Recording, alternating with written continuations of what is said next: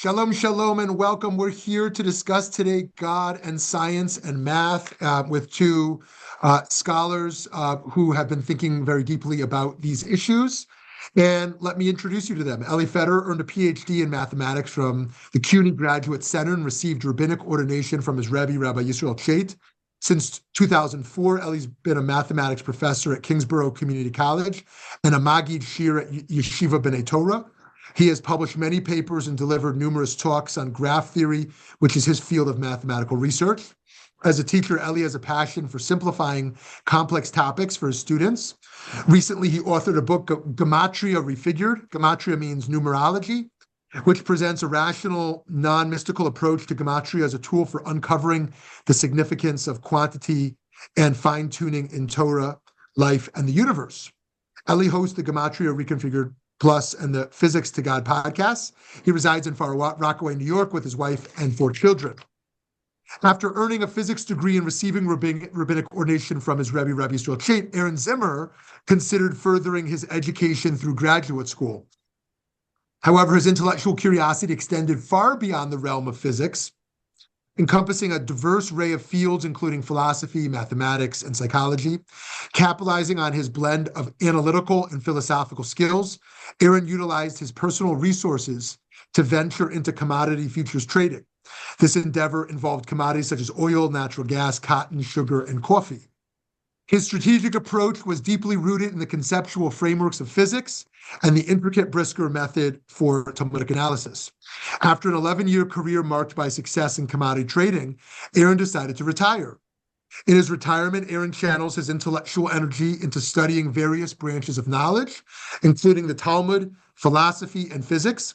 He co-hosts the Physics to God podcast and resides in Lawrence, New York, along with his wife and their 5 children. Thank you both for joining us and welcome. Thank you. Pleasure to be here. So I would love to hear a little bit about what about your Torah and your science and math backgrounds.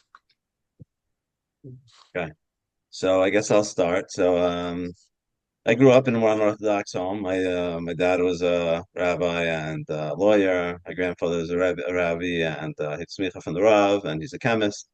And I was always like educated with a very strong commitment to both Torah and science, the world at large.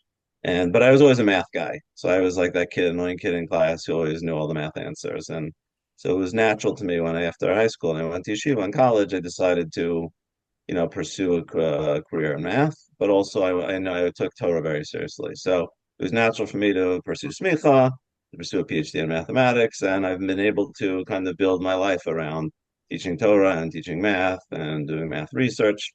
And I've been chavrusas with Aaron for 20 some odd years, and for many years we've been discussing a lot of topics: Torah, math, science, philosophy, psychology.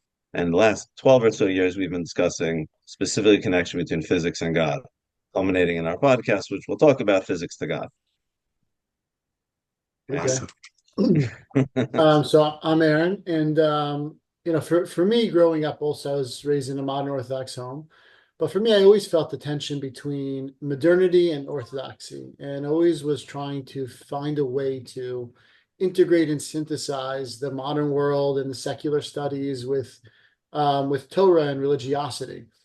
And when I went to college, I got a physics degree, and I was learning in the yeshiva. I was learning Talmud, and after graduating, I decided to go into commodities so that I could continue to learn Torah, but also continue to study all these different branches of knowledge. And for me, it's always been this idea of trying to integrate religiosity and secular, the secular world. The modernity is such a challenge in trying to be a religious person in the modern world. And it's, this podcast is one element of that, but in general, just my mind is always trying to find ways to look for unity and synthesis with that, resolving that conflict.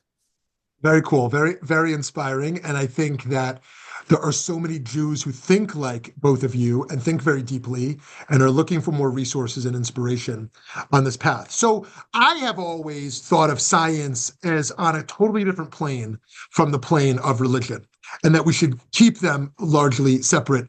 In fact, that's partially based on Rabbi Jonathan Sacks's book on science and some others. But I wonder how you think about that. And just in the realm of seeking God, is it valuable to try to use science to try to know anything about God or to know God's self? Okay. I'll say one thing before, and maybe Elie will take over more of the benefits. I think that attitude of really segregating science from Torah, it's based upon the fact that over the past couple hundred years, there's been this conflict between science and religion, and there's this pervasive belief that scientists put forward, and that science shows that God doesn't exist, science shows that religion is false. And in an attempt to defend religion, people have kind of said that they're two separate realms, two separate spheres. Don't, when you're doing science, religion is religion, and one's, with your mind, one's with your heart and faith and knowledge. And that's right, to protect religion. But I think, it's one of the things that we want to show on our podcast, Physics to God, is that it's a mistake, is that science shows that God exists. And it's the greatest tool in being able to know that God exists is science. It's not something that you have to accept purely based upon blind faith, but you're able to see it yourself with firsthand knowledge if somebody explains it to you and presents to you the science. And ultimately, it's you can see, like, the scientists are not saying great deep ideas. They're saying a multiverse. I mean, getting a little ahead of ourselves, but the scientific answer to what we discuss on our podcast is they believe in an infinite number of unobservable universes, which can't be seen, can't be tested, where everything possible happens. It's scientists are not saying what they've been saying for the past couple hundred years. Since the past 25 years or so, things have really changed. And that's really what we want to, you don't have to play defense anymore to the same degree. But I'll let you take over, Elie, if you want to discuss more of the positives. Yeah. Okay, so yeah, so I think the challenge, there's a few challenges with I guess keeping science and Torah separate. So one challenge is that there are many people, like, again, that works for some people. Some people you could make the successful split. But, like, for example, I think Aaron, when he was in high school, had a hard time with this. And there are a lot of very smart kids in high school these days, and adults, who value science, they cherish science. And when they see scientists, atheistic scientists, who proclaim that science proves that God doesn't exist, and religion is dead, and this whole thing is make believe, and there's a God delusion, and like these, they're great scientists who the world respects, who proclaim that religion is false and it's all make believe.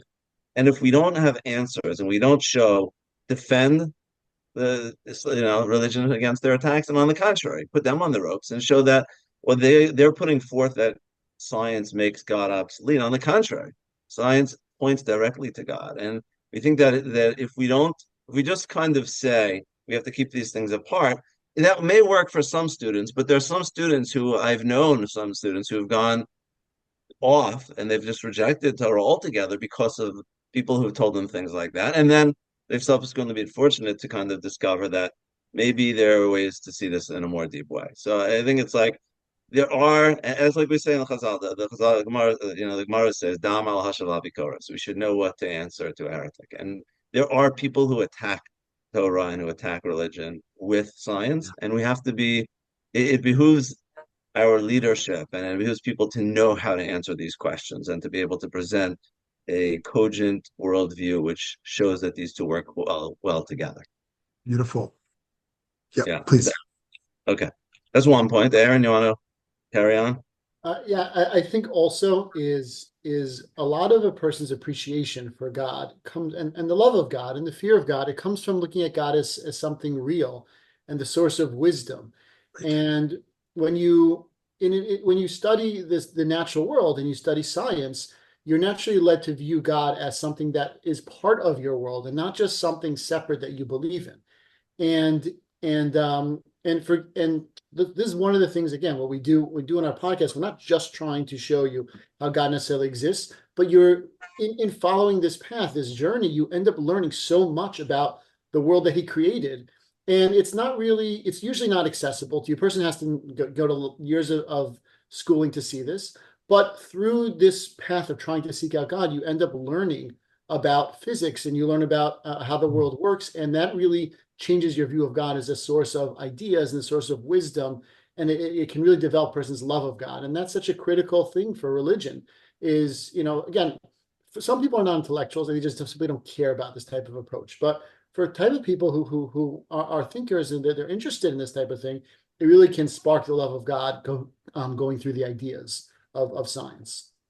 On a very basic level, last week my wife donated her kidney to someone she didn't know, and then we got the news that this gentleman urinated for the first time in years, and saying Asher Yatzar, saying the bracha, saying the blessing of just the miracle of the body, and experiencing that in this guy's body, and understanding how many things can go wrong and what it takes for something to go right. I mean, that's one way I'm just thinking about this in the last week. One famous gematria, since you're a gematria guy or guys, that I know, I think through the Degel Machane Ephraim, is that the gematria for Elohim is the same as Hateva, if I recall correctly. And that feels really apropos here. And now Spinoza is going to take this and say, okay, pantheism, God is nature, nature is God. But if you take it this Jewish or religious approach that God can be found within nature, can be found within the natural world, as you said, Aaron, I think that can lead us to an enormous, as you said, ahavat, ahavat Hashem, and a real love for God. So I wonder, what are some of the best modern day attempts to see God through science that you might suggest or that have been inspiring for you? Okay. I think really the far and away the best one is something called the fine-tuning of the constants of nature, where there are these quantities in nature. That's why you have that gematria. That's Elie's whole theory in his book, Gematria Refigured, is that whenever you use a gematria, whenever you use this numbers, it's pointing to the significance of quantities. And quantities play such an important part in nature, how big something is. You have how strong gravity is. So it's not enough that two masses are attracted to each other, but how strongly do they attract? And it turns out that those numbers, they're precisely fine-tuned. If they were a little bit different, you don't have atoms and molecules and planets and stars and galaxies and life, and they're incredibly important. And we developed this line of argument. That's one of there's really three things we developed in season 1 of our podcast, Physics to God, but that's probably we think is the best one. It's something called the fine-tuning of the constants of nature. Do you want to discuss the go ahead, Elie. Well, let me just talk a little bit about this. It's like when Aaron's mentioning this, it's like this is a little bit of our dialogue we have on our podcast. Is that Aaron's more of like a high level physics thinker, and I'm a professor at a community college, and my job is generally I take students who have a hard time understanding math, simple math, things which they've learned 10 times and they never really understood, and I try to break it down and explain it in terms and language that they can understand. And part of the challenge with discussing something like this, called our podcast called Physics to God, physics is scary. It's scary for math is scary. I know my students, half of them, and most of them have a fear of math. And physics is also, it's math and science combined, and it is scary. And we think, but it's part of the problem. I think people often stay away from this type of a thing. Is like if you just think physics, God, I can't do physics. That's just too hard. That's not. And we make a big effort on our podcast to combine the rigorous argument, and that's the kind of Aaron's job, and then also to give analogies and to break it down, to explain it, to spell it out. And very much our presentation is trying to bring the knowledge of physics, which is necessary, which enables a person to see discoveries in modern physics in a way which they can understand and see how it leads to the conviction. It could supplement. A person could accept the existence of God based upon whatever arguments they have, whether it be faith, whether it be revelation, whether it be whatever it is. This could augment it, and it could give a person a first-hand conviction that God exists based upon cutting-edge discoveries in modern science. So that's kind of what we're going for. Very cool. So bracketing God for a moment. I mean, we should never bracket God. Bracketing the conversation about God towards halakha. How do you think Have you found that there's passages of Talmud or areas of halacha that one really can't understand, or can understand much richer with a significant math or science background? Well, And might you have an example of one? yeah, let me actually take that up. So that's related, a combination of Gematria and I talk about this in my book about Gematria, but the name of Hashem, of Shin Daled Yud, Shaddai, right? So it has different. It's not clear what that means. It's a word that's on our tefillin. Something have a Shin and a Daled and a Yud. So what does that name mean? So there's a Gemara in the Chagiga. I think it's Hayam and Aleph. I don't remember exactly, but there's a Gemara which says that the word is actually a contraction. It means Sheh Omer LaOlam Dai. That he said to the world, die, enough. She, die. He said to the world, enough. And the Gemara describes that when God was creating the universe, the world was like expanding outward, like two balls of thread, some analogy like that.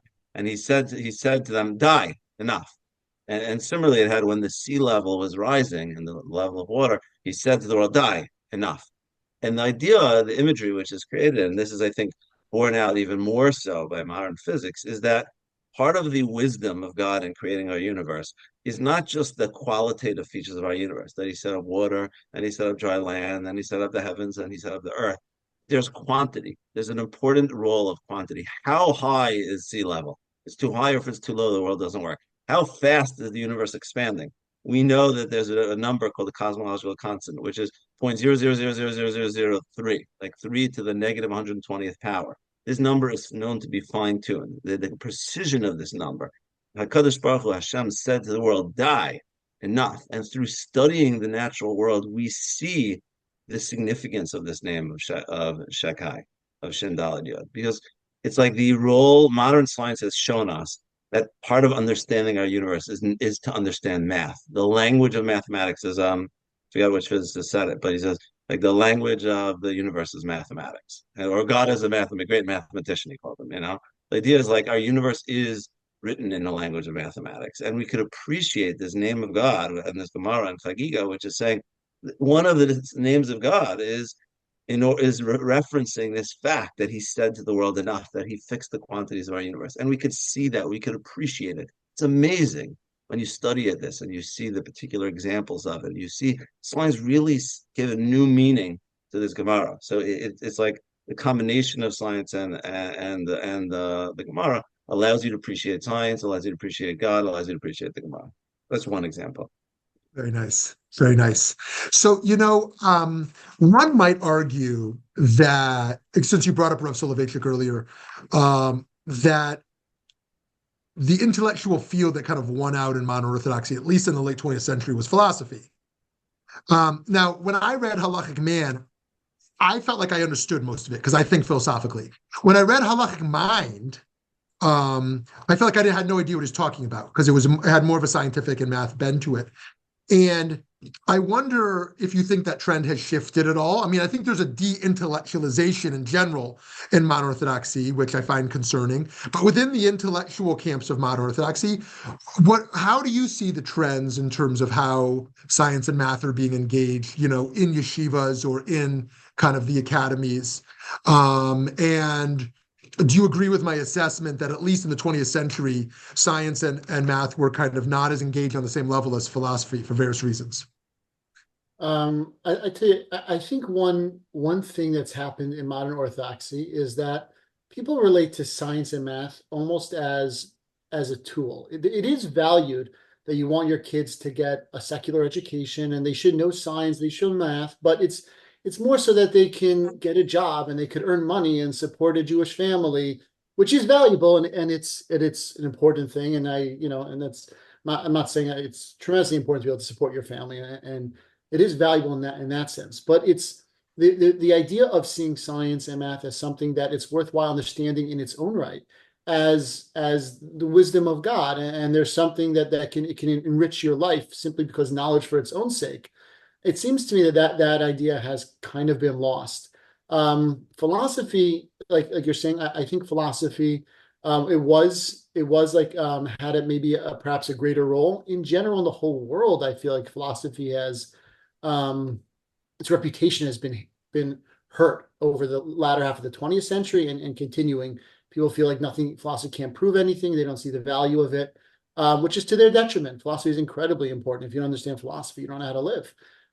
So I hear what you're saying, the de-intellectualization, but I think it's more in terms of science, math, even philosophy as an end in its own right, as something that enriches your life, and more people viewing it exclusively as a tool. That would be what I've seen, unfortunately. Yeah, very interesting. Yeah, I mean, just looking at part of the impact on the downfall of some aspects of philosophy was just the Shoah. The Shoah shattered modern thought as we knew it, in terms of, various aspects, but just looking at the notion of progress, that we're in a sort of inevitable state of progress. And you look at the state of the world today, and it'd be hard to, make such claims. Okay, there's so much I want to ask you, but let me ask you the last question in the interest of time. How does your podcast, Physics to God, cater to just a regular person who doesn't know a lot about science? Like if I'm someone who's listening right now and I'm like, ooh, I would love to listen to that, but I really just don't know enough. Like how might someone like that be engaged? So I would just say one thing to understand about our podcast is it's not like a regular podcast where every week we release an episode. We released 10 episodes of season 1 last year.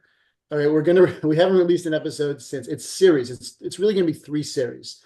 The first series was released last year. We're going to release the second series about multiverse in this coming year. And it's not one of these things that every single week is a new episode. But it's those 10 episodes are about half an hour each, released last year.